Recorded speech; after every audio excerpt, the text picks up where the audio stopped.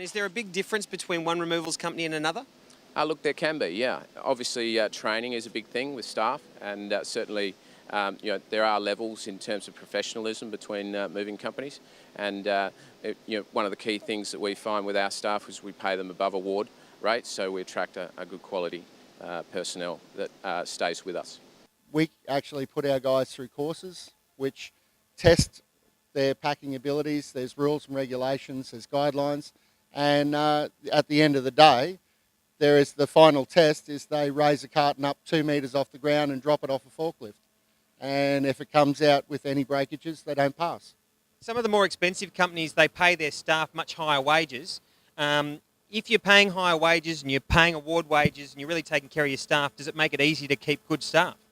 Oh yeah, well that's key to any business is to have good quality staff, and you have to pay for it. And this is a very competitive industry, and we pay, I would say, 60% more than the minimum award wage. And as they say in our industry, if you pay peanuts, you get monkeys. And we don't want any monkeys out doing a removal. There's a lot more. Everyone knows someone who's just moved themselves around the corner, and it's a matter of loading some trucks and moving it around. But if you're going any real distance, you need to be very well organised and to avoid damage. It's taken your whole life to accumulate those goods, and you don't need them damaged by some backyarder who's decided to just give it a go. What you need to do is look for a company who's going to ask you the questions, ask for a list of goods, ask for locations, your high set, low set, and all those things that are very important and make a difference to your move. A lot of our customers are coming through the internet, but we would argue that it's very important they speak to you on the telephone to get a feel for the company they're going to book with. Why do you think it's important that they do have a chat to the removalists?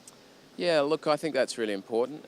When a customer's contacting a removal company, they can get a real feel for that company and what type of people they're going to be dealing with or likely to be dealing with, and make those calls and then make a decision about who they'd like to receive their quotes from and hopefully do business with. What are some of the important questions removalists should be asking?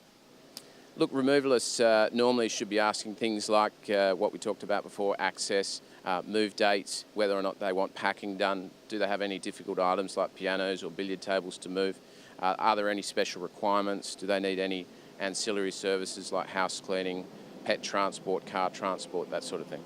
And if someone does fill in an inventory list and then on the day you arrive and there's extra items that they haven't mentioned, what happens then? Well, they will be charged more. So they can end up with surprises on the day if they don't get their list right? Oh, yes, definitely. If you have someone who's left stuff off the list or hasn't provided one or has gone with a carrier who hasn't asked for a list, then there's the real risk that it's not going to fit on the truck. And at the last minute on moving day, and a lot of times it's with settlements matching, they can't remove all the items. It sounds like most moves aren't as simple as just a truck and two men rocking up. No, they're not. Boys, some people have a lot of furniture and boxes, and like I said, the more organised you are, the easier it makes it for everyone.